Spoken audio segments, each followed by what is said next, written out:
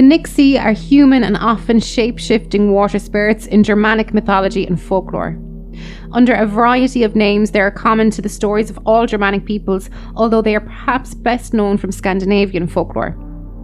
The related English knocker was generally depicted as a worm or dragon, although more recent versions depict the spirits in other forms. Their sex, bynames, and various transformations vary geographically. The German Nix and his Scandinavian counterparts were male. The German Nixie was a female river mermaid. Similar creatures are known from other parts of Europe, such as the Melusina in France and the Zana in Asturias, and the Slavic water spirits in Slavic countries. English folklore contains many creatures with similar characteristics to the Nix. These include Jenny Greenteeth, the Shellycoat, the river hag Peg Powler, the Baccahast-like Brag, and the Grindylow. At Lyminster, near Arundel, in the English county of West Sussex, there are today said to dwell waterworms called knockers in a pool called the Knocker Hole. The Victorian authority Walter William Skeat had plausibly suggested the pool's name of Knocker was likely derived from the Old English Nickor, a creature name found in Beowulf. The Nordic Nagan, Nagi, and Nock were male water spirits who played enchanted songs on the violin, luring women and children to drown in lakes or streams. However, not all of these spirits were necessarily malevolent. Many stories indicated, at the very least, that Nogger were entirely harmless to their audience and attracted not only women and children, but men as well with their sweet songs.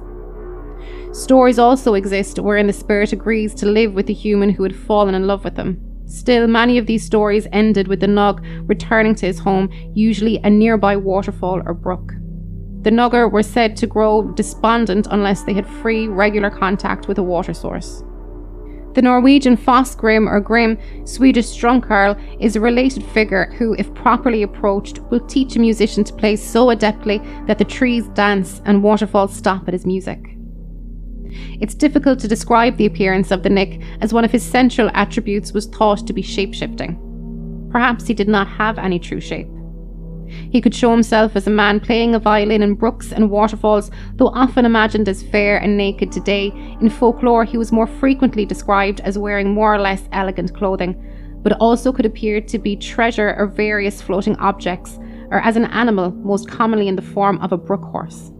The modern Scandinavian names are derived from nicker, meaning river horse. Thus, it's likely that the figure of the brook horse preceded the personification of the Nix as the man in the rapids. Fosgrim and derivatives were almost always portrayed as gorgeous young men whose clothing, or lack thereof, varied widely from story to story.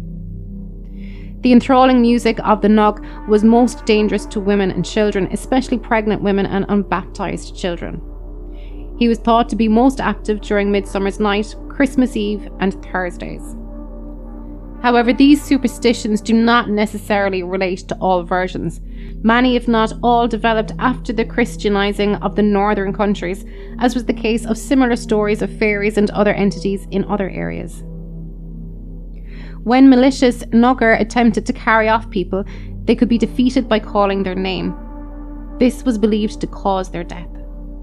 Another belief was that if a person brought the Nog a treat of 3 drops of blood, a black animal, and some branvin, or Scandinavian vodka, or snus, which was wet snuff, dropped into the water, he would teach his enchanting form of music.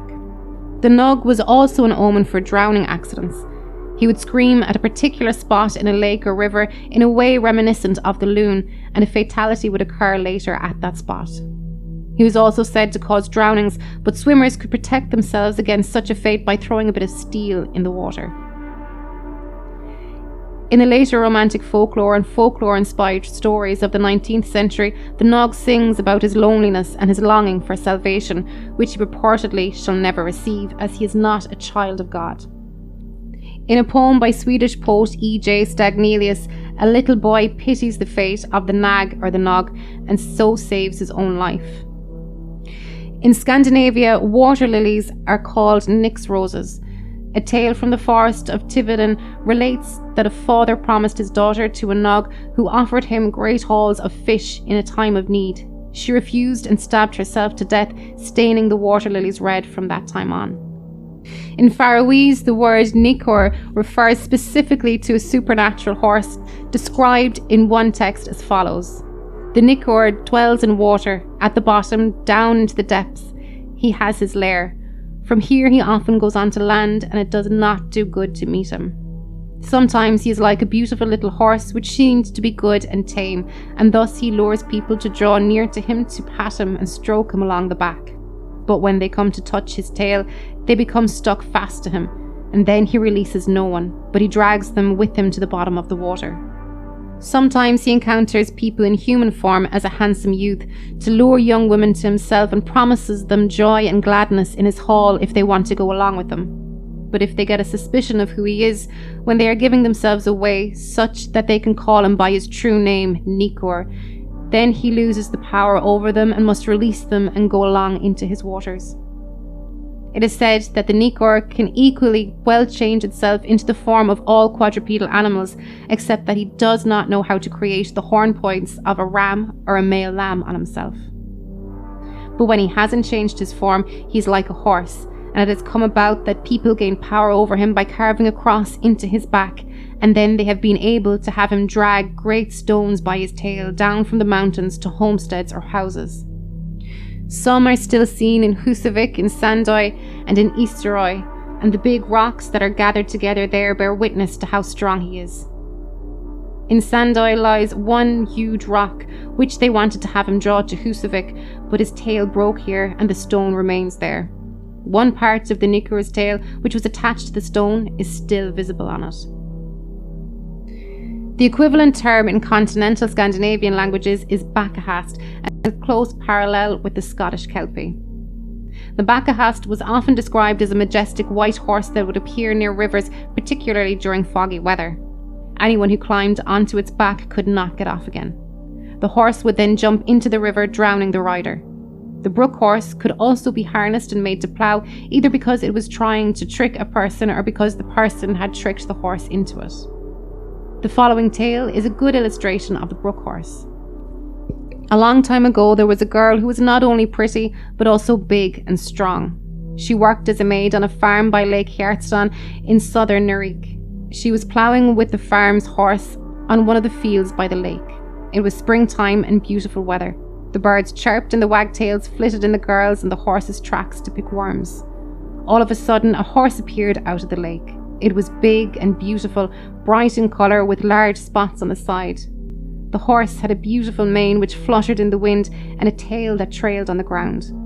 The horse pranced for the girl to show her how handsome he was. However, the girl knew it was the brook horse and ignored it.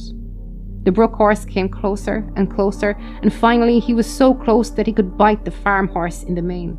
The girl hit the brook horse with the bridle and cried, "Disappear, you scoundrel, or you'll have to plough so you'll never forget it."